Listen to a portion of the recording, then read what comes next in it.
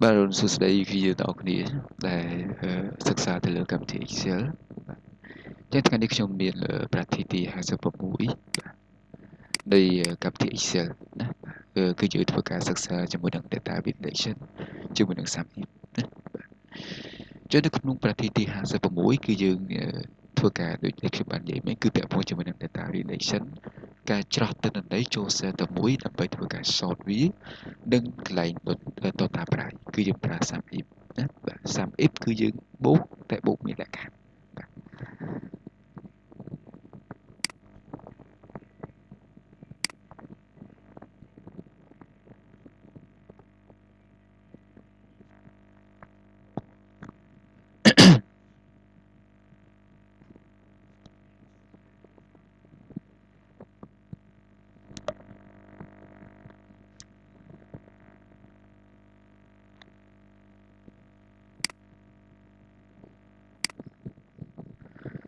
អូខេមិនដល់ហើយ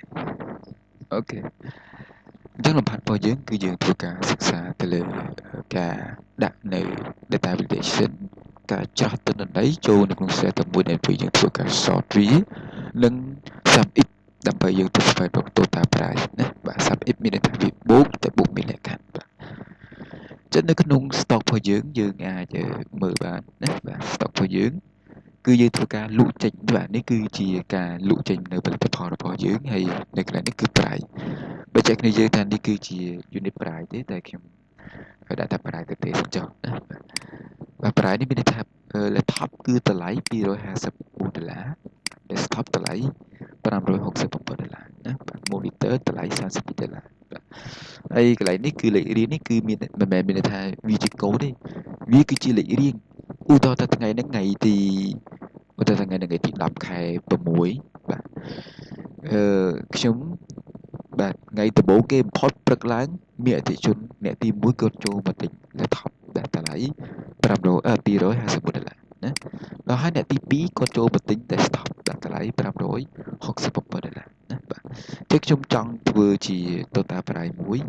ដែលឧទាហរណ៍ថាបើសិនជាខ្ញុំសតទិន្នន័យអញ្ចឹងឧទាហរណ៍សតទិន្នន័យ laptop ណាវានឹងបង្ហាញទិន្នន័យហ្នឹងជា$508ហេតុអីយើងមើលទៅលើ laptop របស់យើងតម្លៃតែ254នេះតែហេតុអីវានៅក្នុងនេះវា low ដល់ទៅ$508យើងមើលទៅលើ sell i គឺយើងលក់ចេញនៅ laptop ចំនួន2ដងណាអញ្ចឹងខ្ញុំអាចឧទាហរណ៍ឲ្យគ្នាយើងមើលនៅខាងក្រៅណាខ្ញុំយក254បូកជាមួយនឹងបាទ254បន្ថែមទៀតណាអញ្ចឹងវាស្មើនឹង$508ណាបាទនេះគឺជាការប្រើប្រាស់ data validation ដើម្បីធ្វើការស្រោះទិន្នន័យ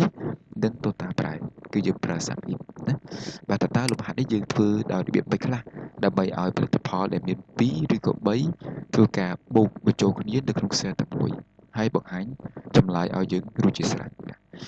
ចឹងយើងសូមធ្វើការលុបនៅខាងក្រៅនេះសិនខ្ញុំដាក់វាជា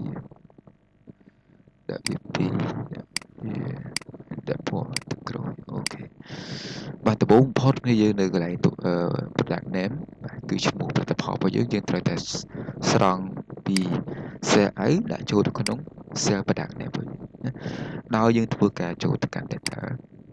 យកពីថា data validation រួចនៅទីនេះយើងអាចមើលទៅលើពាក្យថា love បាទ any value គ្នាអាចធ្វើការ click នៅសញ្ញាព្រួយនេះមកយកទៅ list ដោយសារតែទិន្នន័យរបស់យើងគឺជាប្រភេទជា list ណាបាទជាគ្រាយើងអាចយកជា list មក scroll បាទ scroll នេះគឺគ្នាយើងអាចធ្វើការ select នៅ cell out បើចែកគ្នាថា cell out ដែលមានប្រមាណគ្នាយើងអាច select ប៉ុណ្ណឹងមកណាខ្ញុំចុច OK នៅពេលនេះយើងអាចធ្វើការ sort ទិន្នន័យបានទេណាចុច total price វិញ total price យើងអាចប្រើរូបមន្ត SUMIF មកបាទយើងដាក់ស្មើ SUMIF បើកមុខកញ្ចក់បាទដំបូងផុត rank បាទគឺយើងចង់ទៅរកអីដំបូងផុតគឺយើងត្រូវតែមានឈ្មោះបញ្ជីទិន្នន័យយើងទាំងអស់សិនដើម្បីយើងធ្វើការស្រង់វាម្ដងមួយណា criteria លក្ខខណ្ឌបើសិនខ្ញុំឧទាហរណ៍តែលក្ខខណ្ឌខ្ញុំចង់ខ្ញុំពេលដែលខ្ញុំចុច sort វាចង់បង្ហាញតែ string អញ្ចឹង criteria វានឹងចាប់យក string បង្ហាញទិន្នន័យឲ្យយើងរួចជាស្រេចនិង sum rank ណាបាទយើងត្រូវថាមានឈ្មោះបញ្ជីទាំងអស់ មានលក្ខខណ្ឌតែមួយហើយនឹងមាននៅតម្លៃណា price បាទអញ្ចឹង3ហ្នឹងគឺគ្នាយើងត្រូវចាំបាទ sum if គឺយើងត្រូវមានឈ្មោះបញ្ជីទិន្នន័យយើងទាំងអស់មានលក្ខខណ្ឌដែលយើងចង់បាននិង sum rank គឺតម្លៃបាទបើសិនជាយើងមានតែបញ្ជីមានតែលក្ខខណ្ឌដែលយើងអត់មានតម្លៃឲ្យគេក៏វាអត់បង្ហាញតម្លៃទៅតាមហ្នឹងឬក៏បូកតម្លៃឲ្យយើងតាមហ្នឹងដែរណាហើយគ្នាយើងចុច enter បាទនៅពេលនេះវាអត់បង្ហាញតម្លៃទេតើយើងសតសិនបាទឥឡូវខ្ញុំចង់សតទៅលើ laptop បាទ laptop តម្លៃ